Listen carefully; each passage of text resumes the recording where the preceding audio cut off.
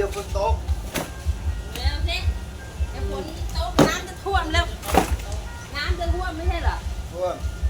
ทางเลนไอหมอปลายบอกใช่ไหมทำท่วมแล้วจริงนะเช้าฝนตกแป๊บเดียวรถไปไม่ได้เลยเยอะหรือเปล่าเจ้าใส่สามอัน60 กว่าแล้วจับก้อนบ่อยแล้วจบก็จบแล้วทานสิแยกเอาก็ได้